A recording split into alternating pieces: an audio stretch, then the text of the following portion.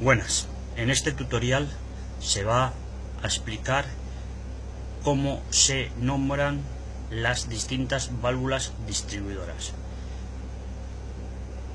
En primer lugar, podemos observar en la pantalla que tenemos 4 tipos de válvulas distribuidoras. Claro, nosotros para poder pedirlas en un almacén o para poderlas identificar necesitamos saber su función y cómo se denominan. ¿De acuerdo? Lo primero que tenemos que saber para ver cómo se denominan es el número de posiciones que tienen, porque las válvulas distribuidoras se identifican por el número de vías y por el número de posiciones que tienen. En el primer caso vemos que tenemos una válvula de 3 vías, 2 posiciones. ¿Por qué esto de las 3 vías y las 2 posiciones?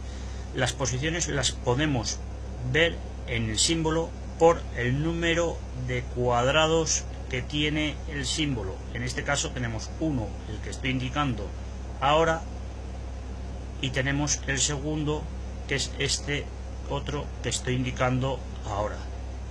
Entonces, en este caso podemos ver que esta válvula tiene 2 posiciones. Si viéramos las demás válvulas, todas las válvulas tienen 2 posiciones, pues tienen solo 2 cuadrados. Más adelante, en otro video tutorial, veremos más tipos de válvulas donde puede haber 3 posiciones, ¿de acuerdo? O 4 posiciones. Para el número de vías, en esta primera válvula que estábamos antes, podemos decir que el número de vías son la cantidad de tubos o de conexiones que hay en uno de los cuadrados, tanto por arriba como por abajo. En este caso hay 3 conexiones, 1, 2 y 3. Entonces esta válvula podríamos ya decir rápidamente que es una válvula de 3 vías, 2 posiciones. Si hiciéramos lo mismo con las otras válvulas, podríamos ver que en esta otra válvula las vías serían 5, porque tenemos 3 aquí más 2 aquí, serían 5 vías, 2 posiciones. En el tercer caso sería de 3 vías, 2 posiciones, y en el cuarto caso sería de 5 vías también, 2 posiciones.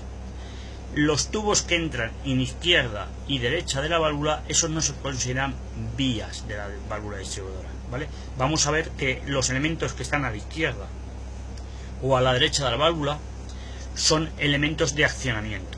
Pero antes de ver estos elementos de accionamiento, tenemos que ver que las vías se les da un nombre para poderlas identificar a la hora de conectar y soltar los tubos y para saber qué funciones hacen. En las válvulas, el número 1 se utiliza para la entrada de presión, para lo que es la alimentación, donde metemos el aire. ¿De acuerdo?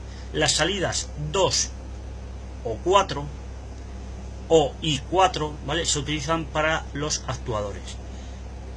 Normalmente los números pares se utilizan para la salida de los actuadores y vienen en la parte superior, 2 o 4. En la válvula de 5-2 vías, como será utilizada para un cilindro de doble efecto, pues tenemos 2 salidas. En las válvulas de 3 vías, pues como solo tenemos una salida, pues que son o para un cilindro simple efecto o para utilizarlas como sensores. Las salidas que tienen números impares, 3 y 5, son los escapes a la atmósfera. Como veis en este caso tenemos 2 escapes, como veis en este caso tenemos solo un escape. Entonces, queda, para resumir, la entrada de presión sería 1 siempre, las salidas serían los números pares y los escapes serían los números impares. Hablando de los accionamientos, como hemos dicho antes, vemos en este caso que tenemos un accionamiento mecánico, que es un muelle que hace que la válvula siempre vuelva a una posición. Eso significa que la válvula va a ser monoestable, solo va a tener una posición estable, que va a ser esta. Y en su posición estable, en este caso, es una válvula normalmente cerrada, porque el aire no lo deja pasar, como podéis estar viendo. Y en el otro lado tenemos un pilotaje, y en este caso el pilotaje, el accionamiento, que se llama en neumática pilotaje, es neumático. Y la denominación de este pilotaje es 12. ¿Por qué es 12? Porque cuando lo pilotemos va a dejar pasar el aire de 1 a 2. En el caso de la válvula de abajo también es 12 porque va a dejar pasar el aire de 1 a 2, pero en el otro caso ya no tenemos un muelle y tenemos un pilotaje que se llama 10, porque cuando lo pilotamos en este sentido el 1 se queda taponado. Una válvula que tiene dos pilotajes, uno en un lado y otro en el otro extremo, que no tiene muelle de posición al mismo sitio siempre, se llama biestable, porque tiene dos posiciones estables. Puede estar tanto en esta posición como en esta posición si no se la toca o no se la acciona. Bien, y lo único que nos queda es que también las válvulas, aparte de ser accionadas neumáticamente, van a poder ser accionadas eléctricamente, que lo veremos en un posterior curso llamado de electroneumática.